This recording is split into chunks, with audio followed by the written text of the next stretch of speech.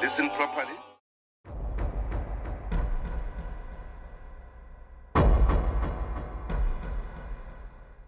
Hello everyone, welcome back to the Footsack Files, the show that pokes the bear, rattles the cage and says what others are too scared to say. Okay, before we hand out today's Empty Skull Award, let me remind you of what's coming up on the 1st of November. An expose that's not just shocking, it's genuinely useful, and you'll walk away smarter for it, especially if you're planning on buying a pre-owned car anytime soon. And please, I'm asking with tears rolling down my rosy cheeks, if you haven't yet, please hit that subscribe button. I really just need 96,900 more subscribers to also get one of those shiny silver YouTube thingies that every other YouTuber brags about in their backgrounds. And more importantly, you really don't want to miss out on the saucy episodes still in the pipeline. Like the South African spy inside the US Embassy who used her sultry bot as a honey trap. So, hit that freaking subscribe button. Not now, but now. Now then. It's time to award the Empty Skull Award to the biggest empty skull who has truly outdone themselves in recent events. So, without further ado, the third Empty Skull Award goes to none other than Clayson Monyela, who has just bragged about receiving the Pre-South Africa Award and unconvincingly claimed to be humbled by it. He wrote on X, "Thank you, Pre-South Africa," by the way, I've never heard of them, "for the humbling recognition." Humbling, coming from Monyela, really. He doesn't even know what the word means. He continues, "One doesn't always get it right." Clayson, I would rather say you basically never get it right. But he says, "I certainly appreciate the encouragement to continue serving." Serving who? Your corrupt ANC masters. Okay. Maybe I'm still a bit sour after old Clayson blocked me on X. To be honest, I'm still absolutely devastated about it. Well, anyway, just to show old Clayson I harbor no ill feelings, and for receiving the Pre-South Award, I'm bestowing upon him an even more prestigious award, the Empty Skull Award. Congratulations, Clayson. You really make Durko and South Africa very proud. Okay, now with the formalities out of the way, I really want to thank you sincerely for the amazing response on the last 2 episodes. Your comments mean a lot, and I've picked a few to highlight here before we get started. Firstly, Christine Ehlers said, "He's a real gemors." Well, Christine, I couldn't have put it better. Georgina said, "What about Trevor Noah? He was also disgusting with regard to Charlie Kirk. No one deserves to die like that. These people are morally bankrupt." Hugh Davies said, "Snotta Baloli," that's a good one, "got what he deserves. I'm so proud of my Neanderthal ancestry." So am I, you. JCL said, "Pity they can't keep him there." Well, I think the only tiny issue is they really don't want his kind there. Ben Ferreira said, "Another 30% IQ and demonstrating it." 30%, that high, Ben? I don't know about that one. Volvo Vic said, I suppose you like Volvos, Vic, "These people have been hiding behind the color of their skin for over 3 decades. They will find out the hard way who Donald Trump really is." Well, Volvo Vic, they should already have. Terry Nell said, "His moral compass is in his pants. With no authority, and definitely his IQ is no higher than his lucky age reached. And he, like Noah, is 100% racist with a victim mentality. You simply cannot fix stupid and or foolishness." Michelle Krause said, "God bless America, Charlie Kirk and his family. It was a loss Christians right around the world felt. Avon Potter said, USA handed a long-range snot club to old racist Nota Baloyi. Long live the Neanderthals. Okay, and just one or two comments from the Steve Biko episode. Shaka said, I seem to recall in his book Long Walk to Freedom, Mandela admitted to authorizing the Church Street bombing. One of my ex-girlfriend's besties is still confined to a wheelchair today, arising from injuries sustained in that bombing. Well, Shaka, it's clear that it's politically correct to conveniently forget about the horrors of that savage terrorist attack. Even Rob Hershoff said out loudly what everyone else seemed to be too afraid to say of Nelson Mandela. He was and should always be remembered as a terrorist. Like my previous boss, the law enforcement attaché at the US Embassy used to say. Enough said.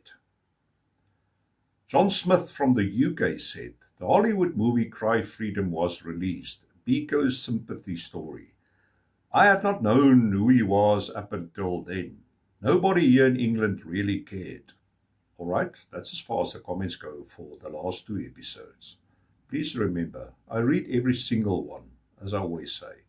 And I really appreciate you taking your precious time to share your thoughts. So please do keep them coming.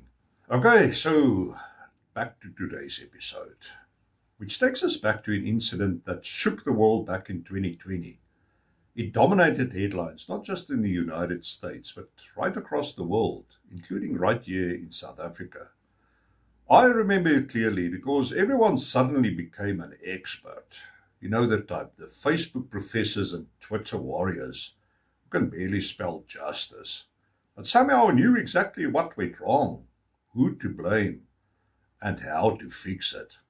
And of course, because this is South Africa, we had our own little protests outside the US Embassy when I worked there against American police brutality nogal. The same old crowd, the red beret wearing empty skulled brigade, shouting idiotic slogans and threats that really didn't impress the Americans at all. Didn't even make an impression, I can promise you that. As if Malema and his brain-dead followers ever believed that the little scribbled protest note they handed over to an American official ever reached the ambassador's desk. Julius, take it from someone who worked there for 8 years and knew how things were done. Your protest memorandum got as far as the blast-proof front door of the embassy building. You can be happy that it even got that far. But to be more specific, it got as far as the rubbish bin right at the entrance to the building. It never even got to the elevator that went up to the ambassador's third-floor office. I'm so sorry, Jules, but that's the brutal reality.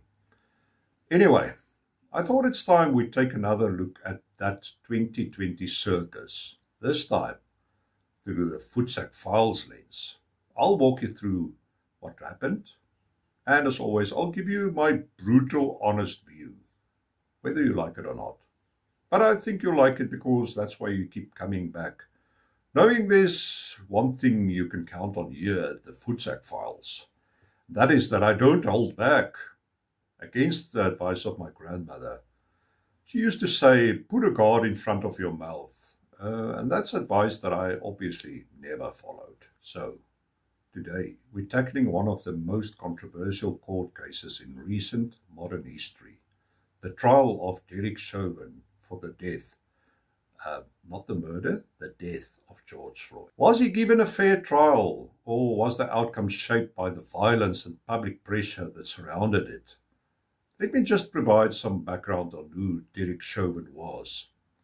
He had a bachelor's degree in law enforcement and served in the US Army Reserve for 8 years, including time as a military police officer. He joined the Minneapolis Police Department in 2001 and served 19 years on the force before being convicted in 2020. I also served 19 years coincidentally, but luckily I wasn't convicted. During his service, he received multiple service awards, including actually medals for valor. And who was George Floyd? Let's just get a better picture of who George Floyd was. And no, contrary to popular liberal belief, he wasn't a hero. But what the hell? Empty-skulled liberals have their own high standards of what makes a hero. That's why they painted murals, laid down flowers, built a memorial. Yes, seriously. And even erected a statue. A statue. Can you freaking believe it? Statues are for real iconic figures and heroes, not career criminals. But hey, for liberals, nothing says role model like a string of criminal convictions. Just look at this mural. Some empty, brainless, liberal moron actually gave him wings, like he's in a Red Bull advert. Seriously, a common criminal convicted of a violent crime, being portrayed as an angel, is freaking unbelievable. But here's the brutal reality. Listen properly.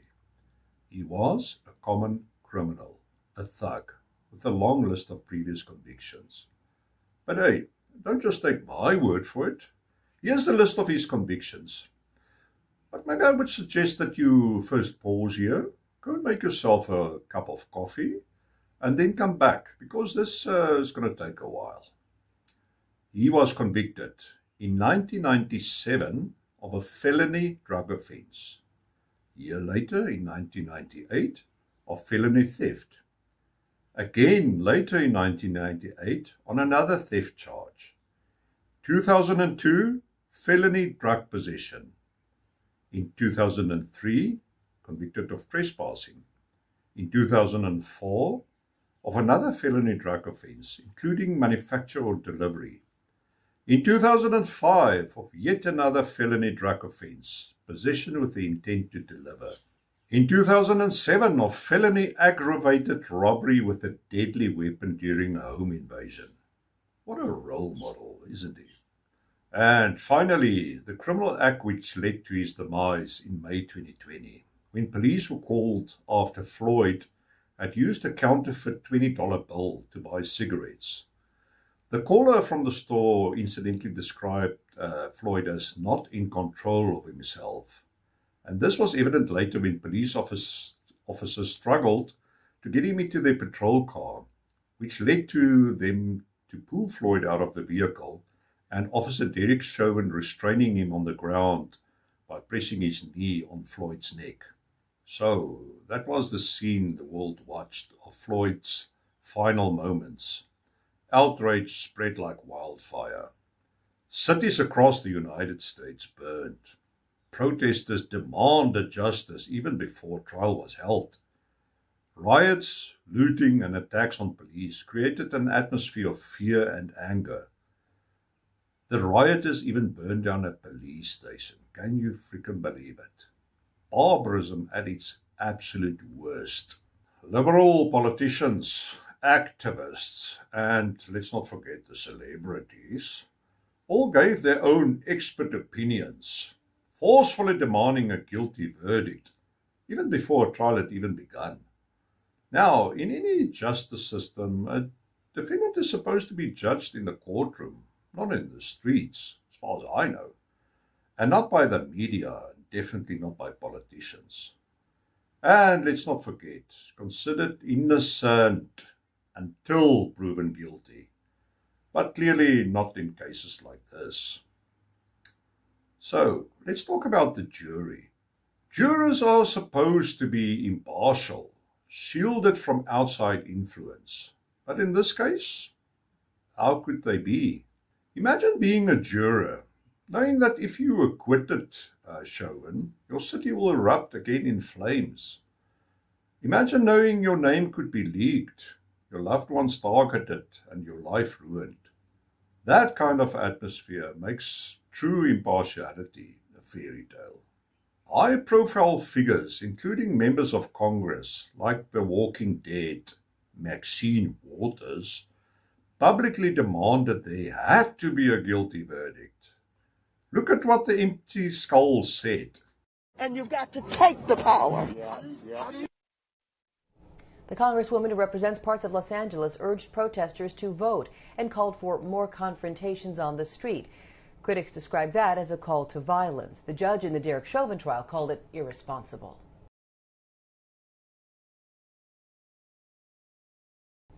I wish elected officials would stop talking about this case, especially in a manner that is disrespectful to the rule of law and to the judicial branch and our function. Judge Cahill also suggested that Congresswoman Waters may have put the entire trial in jeopardy. Activists. By the way, the word activist is probably the word that irritates the crap out of me most. But anyway, activists outside the courtroom chanted for conviction, much like a lynching mob in a cowboy movie. That is not how the justice system is supposed to work. Whether intentional or not, the message was clear. If Chauvin wasn't found guilty, that would be the excuse for widespread riots and looting. By the way, anyone reminded of what happened in 1992, when cities burned and innocent people were brutally murdered by bloodlusting animals who were dissatisfied with the jury finding 4 policemen innocent of the assault of another drug-fueled criminal offender named Rodney King, who was beaten into submission because he was violently resisting 4 policemen who struggled to overcome his brutal drug-fueled strength. Now, what about the evidence in this case, you may ask? The prosecution argued that Floyd died because Chauvin knelt on his neck for almost 9 minutes. The defense countered, presenting medical testimony that George Floyd had underlying health conditions, including heart disease, and that drugs in his system played a role. Interesting similarity here between this case and the Rodney King incident. Their argument was that Floyd's death was not solely caused by Chauvin's actions. Also, when there is conflicting medical testimony, the jury is supposed to weigh carefully and without outside interference. But was that possible in this climate? The autopsy, and by implication the coroner, however, ruled the death homicide even before a jury could. And this is where there is an interesting difference compared to South African law. Here we define homicide, in our language murder, as the unlawful and intentional causing the death of another human being. I think I would know because I marked criminal law exam papers for more than 22 years. Now, I'm sorry, but that doesn't make me a qualified lawyer or a law expert. But no lawyer or law professor can tell you that what Chauvin did raised to the level of murder or homicide.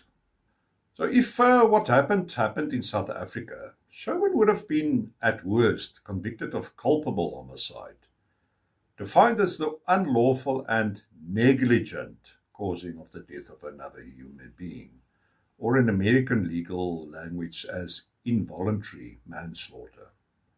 No one's going to convince me or anyone else with half a brain that Derek Chauvin stood there with his knee on Floyd's neck while being filmed, intended on killing Floyd and conveniently providing camera footage to guarantee his own conviction. It's utterly unrealistic. So, legal experts have debated whether Chauvin's conviction could have been overturned on appeal, citing jury intimidation, biased media coverage, and improper venue.